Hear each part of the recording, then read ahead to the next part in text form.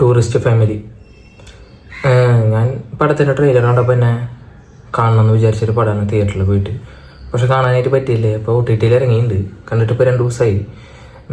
പടം മൊത്തത്തിൽ നല്ല അഭിപ്രായം വന്നിട്ടുള്ള പടമാണ് എല്ലാ സൈഡിൽ നിന്നും.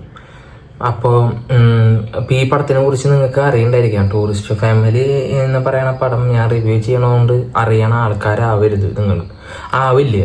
കാരണം ആവശ്യത്തിന് റീച്ചുള്ള ഒരു സിനിമയാണ്. First of all must വാച്ചാണ്.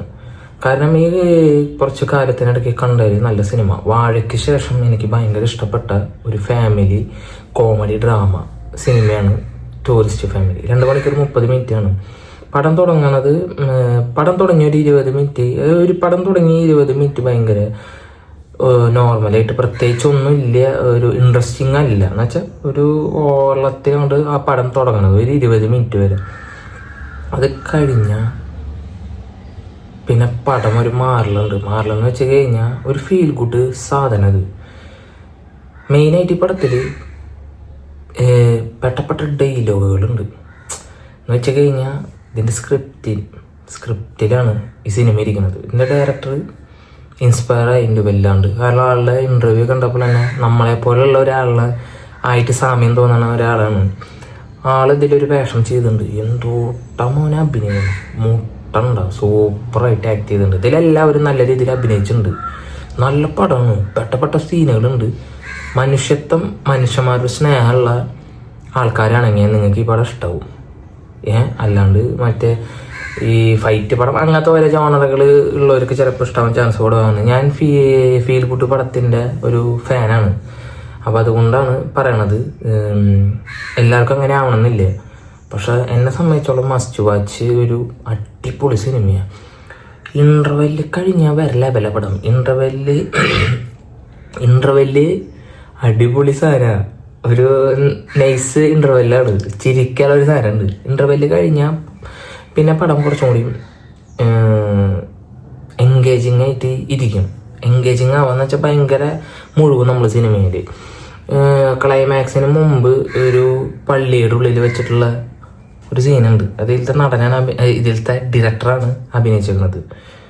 എൻ്റെ മോനെ ആ സീനുകൾ കാണും. എനിക്കൊന്നും പറയാനില്ല. പിന്നെ ഇതിൽ വേറൊരു സീനുണ്ട്. ചായ കൊടുക്കുന്ന ഒരു സീനുണ്ട്. അത്രേ ഞാൻ പറയാനുള്ളൂ. നോട്ട് ചെയ്ത് വെച്ചോ ആ സീന്. നിങ്ങൾക്കത് എത്രത്തോളം മനസ്സിൽ ഇമ്പാക്റ്റ് ഉണ്ടാക്കുമെന്ന് എനിക്കറിയില്ല. കാരണം അത് ഡയലോഗുകൾ കൊണ്ട് പിടിച്ചു നിർത്തുന്ന സാധനമാണ്. ഡയലോഗ് കൊണ്ട് എന്താ പറയുക,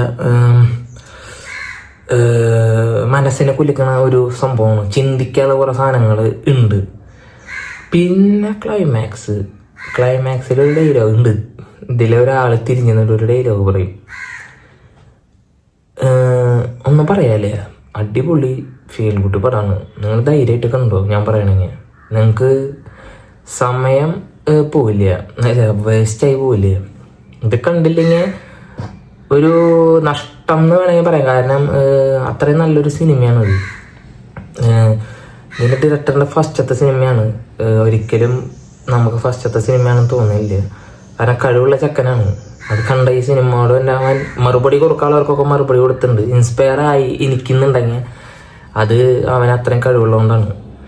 പിന്നെ എന്ന് പറയുമ്പോൾ ഒരു ഫ്രഷ്നെസ് ഉണ്ട് ഈ പടത്തിൽ. സംഭവം ഫീൽ ഗുഡ് പടത്തിന് വേണ്ട, അല്ലെങ്കിൽ നമ്മൾ കണ്ടിട്ടുള്ള ഒരു ഓൺലൈൻ അവിടുത്തെ കുറച്ച് നാട്ടുകാർ കൂടിയിട്ട് ചെയ്യണ കുറച്ച് സംഭവങ്ങൾ കുറേ സിനിമകളിൽ നമ്മൾ വന്ന് കണ്ടിട്ടുള്ളതാണ്. പക്ഷെ ഇതിൽ അവൻ കുറച്ച് അവൻ്റെ ഒരു തോട്ട് അല്ലെങ്കിൽ അവൻ്റെ ഒരു രീതി ആണ് എനിക്ക് ഇഷ്ടപ്പെട്ടത്. ആ രീതി ആ സിനിമ കാണുമ്പോൾ നിങ്ങൾക്ക് മനസ്സിലാവും. എന്തെങ്കിലും ഒരു വ്യത്യസ്തത എല്ലാ സിനിമയിലും ഉണ്ടാവില്ല. അതേപോലെ എന്തോ ഒരു വ്യത്യസ്തത ഈ സിനിമയിലുണ്ട്. ഭയങ്കര ഇഷ്ടപ്പെട്ടു. എനിക്ക് ഭയങ്കര ഇഷ്ടപ്പെട്ടു. എല്ലാവരും ആക്ടിങ് കൊണ്ട് സൂപ്പറായിട്ടുണ്ട്. മെയിനായിട്ട് ഇതിലൊരു ചെറിയൊരു ചെക്കുണ്ട്. അവനാണ് അടിപൊളി.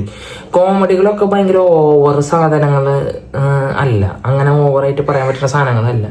പക്ഷെ നമുക്ക് കോമഡിക്ക് വേണ്ടിയിട്ട് ഉണ്ടാക്കിയിട്ടുള്ള സീനാണെന്ന് തോന്നിക്കുമെങ്കിലും അത് എൻഗേജിങ് ആയിട്ട് നമ്മളെ കൊണ്ടുപോകുന്നുണ്ട്. റീവാച്ചിങ്ങിനുള്ള സാധനങ്ങളാണ്. ചിലവർ ചിരിച്ചില്ലെങ്കിൽ പോലും അതാർക്കും വേണ്ടായിരുന്നു, അല്ലെങ്കിൽ കുഴപ്പമില്ലായിരുന്നു, അതിൻ്റെ ആവശ്യം ഉണ്ടായിരുന്നു, അങ്ങനെയൊന്നും പറയില്ലേ. അത് നമ്മൾ കണ്ടു കഴിഞ്ഞാൽ ഒന്നുകൂടി കാണാനുള്ളൊരു ആകാംക്ഷ ഉണ്ട്. ചിരിച്ചില്ലെങ്കിലും അതിന് അത്ര രസമായിട്ടാണ് ചെയ്തിരിക്കുന്നത്. ബാക്ക്ഗ്രൗണ്ട് സ്കോർ നന്നായിട്ടുണ്ട്. മൊത്തത്തിലെല്ലാം നന്നായിട്ടുണ്ട്. ഇപ്പം നെഗറ്റീവ് പറയാനായിട്ട് ഈ പടത്തിലൊന്നുമില്ല. കാരണം ഇതൊരു ലോ ബഡ്ജറ്റ് സിനിമയാണ്, ഇത് കണ്ടറിയാം. ഇതൊരു കുറച്ച് ഏരിയകളിൽ മാത്രം ഷൂട്ട് ചെയ്തിട്ടുള്ള സിനിമയാണ്, ഭയങ്കര വൈഡായിട്ടുള്ള ഒരു സിനിമയല്ല. അത് അത്രയും ഒരു ഒരു സർക്കിളിനുള്ളിൽ കിടന്ന് കളിക്കുന്ന ഒരു സിനിമയാണ്, ഫീൽ ഗുഡ് ആയതുകൊണ്ട്. പിന്നെ ഇതിൻ്റെ ഒരു കഥയും പോക്കും കാര്യങ്ങളൊക്കെ എങ്ങനെയുണ്ട്, ഇത് ഈ ഒരു ലെവൽ മതി. ഇതിൻ്റെ മുകളിലേക്ക് ഇത് കൊണ്ടുപോയി കഴിഞ്ഞാൽ നമുക്ക് ചിലപ്പോൾ ഈ ഒരു ഫീലിംഗ് കിട്ടില്ല. കാരണം ഭയങ്കര നാച്ചുറലായിട്ടാണ് എല്ലാം ചെയ്തേക്കണത്. തപ്പം എല്ലാവരും പറയണ പോലെ വലിയ ഹെവി ഫാൻറ്റസികളൊന്നും ചേർത്തിട്ടില്ല ഇതിൽ. പക്ഷെ എന്തൊക്കെ ഇവിടേക്ക് ഒരു രസമുള്ളൊരു സിനിമയാണത്. എനിക്ക് എങ്ങനെ ഇത് പറയണ്ടേന്ന് അറിയില്ലേ ഈ പടത്തിനെ കുറിച്ച് റിവ്യൂ. കാരണം എനിക്ക് ഭയങ്കര ഇഷ്ടപ്പെട്ടു, മസ്റ്റ് വാച്ചാണ്, നിങ്ങൾ പോയി കാണാം. അത്ര മാത്രമേ എനിക്ക് പറയാനുള്ളൂ. വിവരിച്ച് പറഞ്ഞു കഴിഞ്ഞാൽ ഞാൻ പറഞ്ഞില്ലേ സ്പോയിലർ അലേർട്ടാവും.